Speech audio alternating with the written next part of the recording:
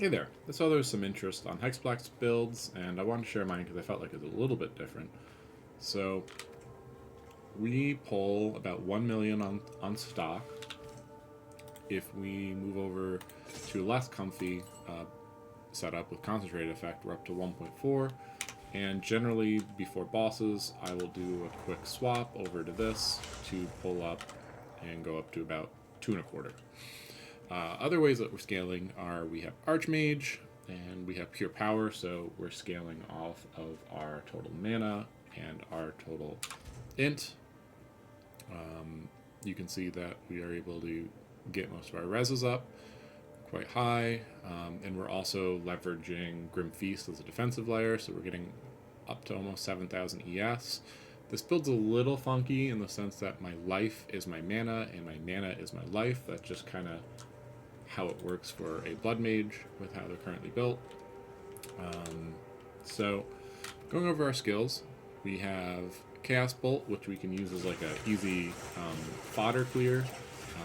If we cast our main spell, it costs a lot of life, but this is very easy to cast over and over and has enough DPS to clear out mobs. Also, if you get in a pinch where you need health but don't have Flask, you can always leech yourself back up with Chaos Bolt. Chaos Bolt, we're running Scattershot, Chain, Fork, and Chaos Mastery. The idea here is just so the attack spreads out, kills a bunch of mobs automatically, and Chaos Mastery just gives a little bit more damage. Hexblast is running generally Magnified Effect instead of Concentrated Effect. You get a pretty big AoE with it. And then that AoE, if you're not familiar with Hexblast, is able to chain 9 times. In this case, it's got a target seeking radius of almost 5 meters and explosion radius of almost 3 meters, so it's able to jump quite a bit around the map. And we also have a knockback chance of 20%. I'll touch on that later. But yeah, so Magnified Effect normally, unless we're bossing. Considered casting for more damage, Arcane Tempo for more damage. Life Tap, so we are using our life as our mana source. Inspiration, so it doesn't cost us a million health. It's already costing us quite a bit, 1250. We are level 34 on it. If we pull off Inspiration, we're up to almost 2100, which just isn't playable. We were able to get quite a bit of Spirit on this build, so we're about 240 Spirit. So Blasphemy is able to run Despair and Temporal Chains. Now, I'm pretty sure that if they're set up like this, you pop the Temporal Chains and the Despair is there to on the mob, so you get the effect of the curse for the damage side of it. Hexbloom I've been playing around with, it doesn't work at all, so that can get ripped off, and I don't have the Spirit for Magnified Curse. And then we have Ritualistic Curse just to make it a little bit bigger. Archmage, everyone's favorite ability, scales damage on mana. Soul Offering is used on our swap. We usually do it when the bosses are doing their monologue, but we have some weapon swap stuff we'll talk about, but it keeps that infusion time up for quite a while. Blink is on our swap, so if we ever need to swap, we can also blink around. I just have to fix, it looks like the dex is out, so I just got to respec a little bit over there. Grim Feast is, everyone's aware of what Grim Feast does. Finally, we have Essence Drain and Eye of Winter. These are just support skills for bossing. Essence Drain applies Chaotic Freeze is really its point. You could use Contagion here too. And Persistence just to keep that on for longer. So it gives us quite a bit of time of chaotic, gives us quite a bit of time on the DOT here. So we got 5 seconds on base plus the 40% for persistence. Then Eye of Winter is mostly used for its ability to apply critical weakness, and we use Unleash to apply it more times. Moving on, we can go look at our passive tree. So for Bloodmage specifically, we're down here at Sundered the Flesh, 4 crit chance for spells. Gore Spike, which isn't reflected on sheet, but is giving us more crit damage bonus. Vitality Siphon to get that life back that we are spending like a mad sailor. So, in general, the tree is focused on picking up ES, mana, and crit damage. And I guess area effect. I'll talk about that in a little. But yeah, for the most part, we're just picking up our spell damage, our cast speed, and our crit chance. A lot of builds I see kind of come over here for a zone of control. It gives you a huge 100% increase to the area of your curses. I found I didn't need it. It takes 1, 2, 3, 7 points.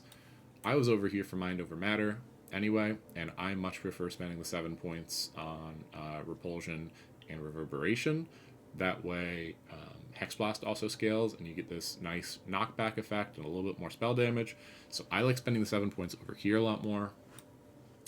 And we have a Megalomaniac here. I'll talk about that in a bit after we finish. So yeah, in general, just we're picking up Energy Shield and Crit Chance wherever we can.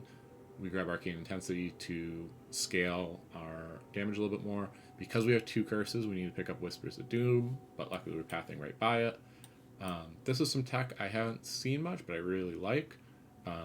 Because we're freezing bosses, I like Thin Ice.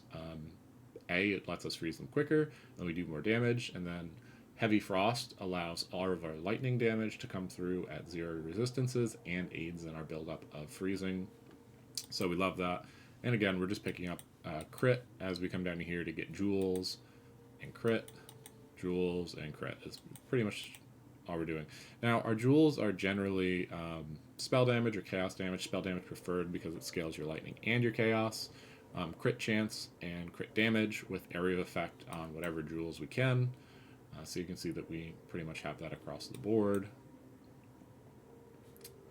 For more, and we pick up this crit node down here because it's a great one. For Stranger Gems, we have Prism of Belief Diamond plus 3 to Hexblast to give us that extra oomph on the cast. That's how we're getting up to level 34. We have Megalomaniac. This has Goring, which I like because this was a relatively cheap Megalomaniac that allowed us to get Life Leech, so we're getting a little bit more oomph every time we cast. Again, just makes the build a little more cozier. By no means is it required. You'd have more damage without it. And then we're also running Enhanced Barrier. We're pathing near it, but I just found a Megalomaniac that had it, and it allowed us to pick up an extra jewel down here, which we love.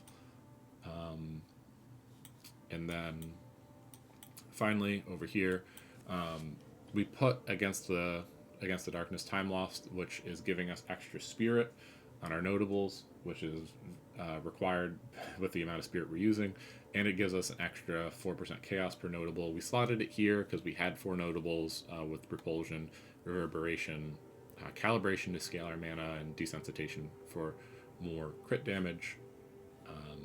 Again, not required. You would just essentially drop the secondary curse, but it was quite helpful. So that's generally what the tree looks like. The other thing I want to touch on here is we have a weapon set swap. So you can see that a lot of the damage is on 1 for crits, where on set 2 we have skill effect duration.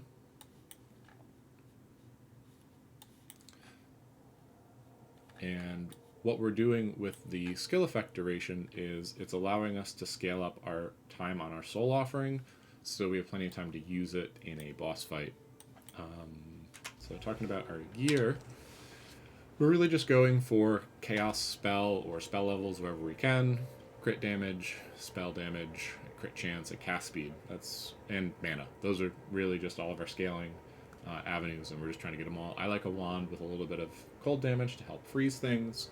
Not required, just nice to have, but I'd say the +5 spell level is required for this build, where you're just trying to dump all of your life into every cast. Amulet is kind of same idea, right? Spell damage, spirit, spell level, and cast speed. And finally, our focus is all the same, just damage, mana, level, and speed. We're able to use Ingenuity as another scaling vector, where we're just repeating the same stats with rarity on our rings and filling in any resistance holes we might have. And then in general on the gear, we're trying to get Energy Shield, and we are also trying to fill any resistance holes, get life or mana. You do need a certain amount of life to cast Hexblast, and I find that you want at least a quarter, if not a third, more life to handle any ebbs and flows in it. If you don't hit enough mobs, you don't get enough health, it's very helpful to have a little bit of extra cushion there. But in general, that's what we're doing with the gear. The offhand is nothing special. It's just a scepter and a shield. You could really use whatever. I'm just trying to get a little bit extra spirit. So let's go see what this looks like in a map. And then it'll go in front of you as well. So you get 9 explosions on Hexblast.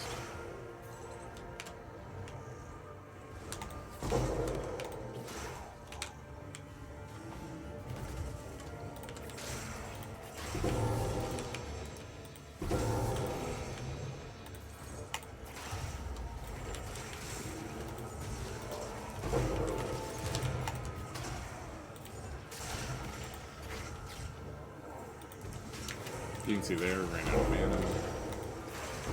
Or, I'm sorry, ran out of life. I generally am in the habit of just clicking my life flask after I click, which is why I wish that I got a flask that had charges that came back, increased charge recovery.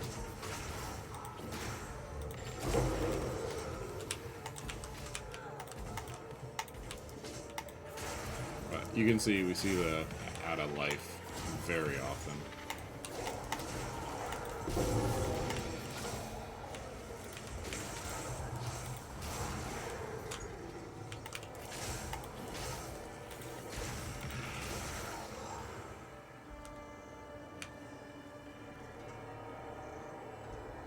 Alright, let's see what a boss looks like. We can pause just for giggles and swap over to concentrated effect. We don't really need to, but...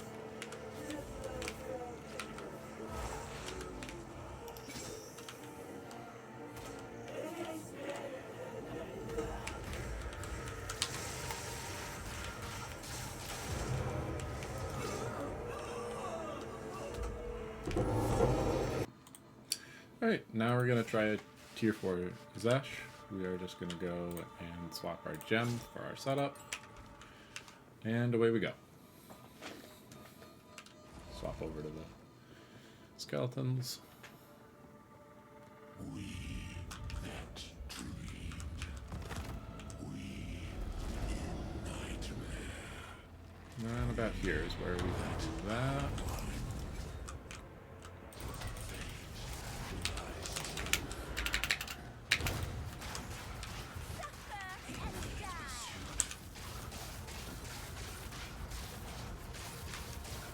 And that's Zesh.